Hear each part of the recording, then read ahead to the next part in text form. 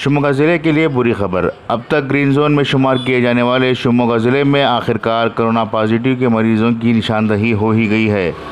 ज़िले से तबलीगी जमात में जाने वाले 8 अफराद में कोरोना पॉजिटिव पाया गया है, जबकि ये तमाम अफराद नमस्ते ट्रंप का इनकाद होने वाले गुजरात के शहर अहमदाबाद में मुक़ीम थे।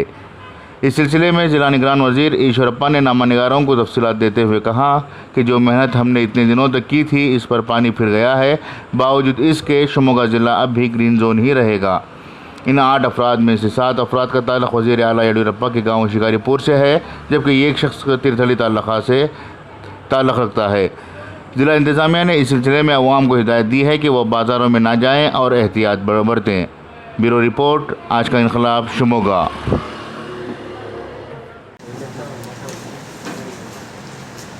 ಸಾಕಷ್ಟು ಕೊರೋನಾ ಸಮಸ್ಯೆ ಇದ್ದರೂ ಕೂಡ ಶಿವಮೊಗ್ಗ ಜಿಲ್ಲೆಯಲ್ಲಿ ಜಿಲ್ಲಾಧಿಕಾರಿಗಳು, ಜಿಲ್ಲಾ ರಕ್ಷಣಾಧಿಕಾರಿಗಳು, ಸಿ.ಒ, DHO ಇವರೆಲ್ಲ ಸಿಬ್ಬಂದಿಯವರು ಬಹಳ ಶ್ರಮ ಹಾಕಿ ಒಂದೂ ಕೂಡ ಪಾಸಿಟಿವ್ ಕೇಸ್ ಬರದೇ ಇರೋದಕ್ಕೆ ಬಹಳ ಪ್ರಯತ್ನವನ್ನು ಮಾಡಿದ್ರು. ಹಗಲು ರಾತ್ರಿ ಅವ್ರು ಮಾಡಿದಂಥ ಶ್ರಮ ಇವತ್ತು 8 ಪಾಸಿಟಿವ್ ಕೇಸ್ ಬಂದಿದೆ ಅಂತ ತಕ್ಷಣಕ್ಕೆಲ್ಲ ತುಂಬ ನೋವಾಗಿದೆ. ನಾನು ಇಡೀ ಜಿಲ್ಲೆಯ ಜನತೆ ಪರವಾಗಿ ನಮ್ಮ ಅಧಿಕಾರಿಗಳಿಗೆ ತುಂಬ ಸ್ಪಷ್ಟವಾಗಿ ಹೇಳಕ್ಕೆ ಇಷ್ಟಪಡ್ತೇನೆ. ಯಾವುದೇ ಕಾರಣಕ್ಕೂ ನೋವು ಮಾಡ್ಕೋಬೇಡಿ. ನಿಮ್ಮ ಜೊತೆ ಇಡೀ ಜಿಲ್ಲೆ ಜನ ನಾವಿದ್ದೇವೆ. ನೋವು ಮಾಡ್ಕೊಳ್ಳೋದ್ರಿಂದ ತಕ್ಷಣ ಪರಿಹಾರ ಸಿಗೋಕ್ಕೆ ಸಾಧ್ಯ ಇಲ್ಲ. ಉಳಿದೆಲ್ಲ ಶ್ರಮವನ್ನು ಹಾಕಿ ನಮ್ಮ ಜಿಲ್ಲೆಯಲ್ಲಿ ಇನ್ನು ಬರುವಂಥ ದಿನಗಳಲ್ಲಿ ಕೊರೋನಾ ದೂರ ಮಾಡೋ ದಿಕ್ಕಿನಲ್ಲಿ ಏನೇನು ಬೇಕೋ ಎಲ್ಲ ಪ್ರಯತ್ನವನ್ನು ನಡೆಸೋಣ ಅನ್ನೋಂಥ ಮಾತನ್ನು ಅವರಿಗೆಲ್ಲ ಹೇಳಿದ್ದೇನೆ. DC ಅವರು, SP ಅವರು, CO ಅವರು ಈಗೂ ತುಂಬ ಬೇಜಾರು ಮಾಡ್ಕೊಂಡಿದ್ರು. ಇಷ್ಟೆಲ್ಲ ಪ್ರಯತ್ನ ಮಾಡಿದ್ರು ಕೂಡ ಈ ರೀತಿ ಆಗಿದೆ ಅಂತ ಮತ್ತೊಮ್ಮೆ ಹೇಳ್ತೇನೆ. ಯಾವ ಕಾರಣಕ್ಕೂ ನೋವು ಮಾಡ್ಕೋಬೇಡಿ, ನಿಮ್ಮ ಜೊತೆ ನಾವಿದ್ದೇವೆ. ಶಿವಮೊಗ್ಗ ಜಿಲ್ಲೆಗೆ ಒಟ್ಟು 289 ಜನ ಹೊರ ರಾಜ್ಯಗಳಿಂದ ನಮ್ಮ ಜಿಲ್ಲೆಗೆ ಪ್ರವೇಶ ಮಾಡಿದ್ದರು. ಅವರೆಲ್ಲರೂ ಕೂಡ ಕ್ವಾರಂಟೈನಲ್ಲಿ ಇಟ್ಟಿದ್ದೇವೆ.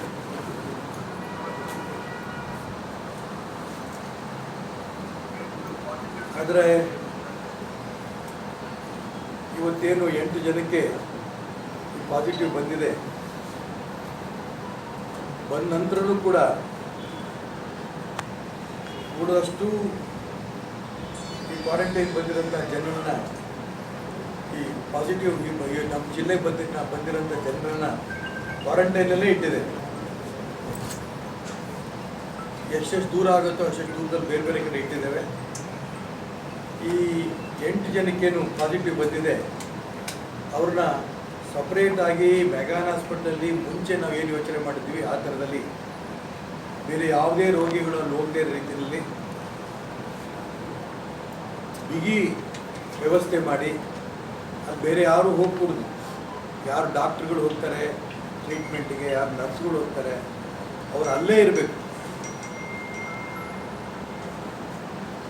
ಈಗ ಅವರ ಟ್ರೀಟ್ಮೆಂಟ್ ಎಲ್ಲ ಮುಗಿದ ನಂತರ ಈ ರೋಗಿಗೂ ಏನು ಈ ಕ್ವಾರಂಟೈನ್ ಇರೋಂಥ ರೋಗಿಗಳನ್ನು ಕೂಡ ಇನ್ನೂ 14 ದಿನ ಬೇರೆ ಕಡೆ ಅವ್ರನ್ನ ಮತ್ತೆ ಕ್ವಾರಂಟೈನಲ್ಲಿ ಇಡಿಸುತ್ತೆ.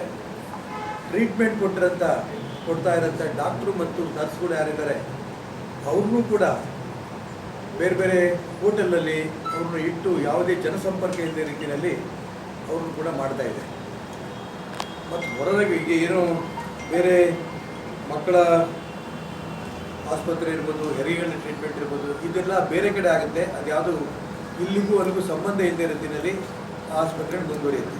ಇನ್ನೂ ರೋಗಿಗಳೇನು ಬರ್ತಾರೆ ಅವ್ರನ್ನ ಹಿಂದೆ ಯೋಚನೆ ಮಾಡಿರೋ ಪ್ರಕಾರ ಸುಬ್ಬಯ್ಯ ಆಸ್ಪತ್ರೆ ಮತ್ತು ಬೇರೆ ಬೇರೆ ಆಸ್ಪತ್ರೆಗಳಲ್ಲಿ ಕೂಡ ಅವ್ರ ಕಳಿಸೋಂಥ ವ್ಯವಸ್ಥೆಗಳನ್ನ ಮಾಡ್ತಾಯಿದೆ ಇವತ್ತಿಂದ. ವಿಶೇಷವಾಗಿ ನಮ್ಮ ಜಿಲ್ಲೆ ಇವತ್ತು ಹಸಿರು ವಲಯದಲ್ಲಿದೆ. ಆ ಹಸಿರು ವಲಯದಲ್ಲಿ ಹಾಗೆ ಮುಂದುವರಿಯುತ್ತೆ. ಯಾಕೆಂತಂದರೆ ಇದು ಹೊರಗಡೆ ಅಹಮದಾಬಾದಿಂದ ಬಂದಿರೋಂಥ ಒಂದು ಸಮಸ್ಯೆ, ನಮ್ಮ ಜಿಲ್ಲೆಯಲ್ಲಿ ಇರುವಂಥ ಸಮಸ್ಯೆ ಅಲ್ಲ ಇದು. ಹಾಗಾಗಿ ಬಂದಿರೋಂಥ ಸಮಸ್ಯೆನ ಹಾಗೇ ಕ್ವಾರಂಟೈನಲ್ಲಿ ಇಟ್ಟು ಅಲ್ಲೇ ಟ್ರೀಟ್ಮೆಂಟ್ ಕೊಟ್ಟು ಅಲ್ಲಿ ಹಾಗೇ ಮುಗಿಸ್ಬೇಕು ಅನ್ನೋಂಥ ಯೋಚನೆ ನಡೀತಾ ಇದೆ. ಆದರೆ ಇವತ್ತು ನಾನು ನಮ್ಮ ಎಲ್ಲ ಆಡಳಿತ, ನಮ್ಮ ಅಧಿಕಾರಿಗಳು, ಜಿಲ್ಲಾಡಳಿತ ಪ್ರಮುಖರ ಜೊತೆಗೆ ಚರ್ಚೆ ಮಾಡಿದಂಥ ಪ್ರಕಾರ ಶಿವಮೊಗ್ಗ ಜಿಲ್ಲೆ ಜನರಿಗೆ ನಾನು ಪ್ರಾರ್ಥನೆ ಮಾಡ್ತೇನೆ. ಏನೀಗ 9 ಜನ ಅವರು ಅಹಮದಾಬಾದಿಂದ ಬಂದಿದ್ದರು, ಅದೇ 8 ಜನ ಶಿಕಾರಿಪುರದವರು, ಒಬ್ಬರು ತೀರ್ಥಹಳ್ಳಿಯವರು. ಈಗಿರೋಂಥ ಈ ಸಂದರ್ಭದಲ್ಲಿ ಇದು ಮತ್ತೆ ನಾವು ಎಚ್ಚರಿಕೆ ತಪ್ಪಬಾರದು.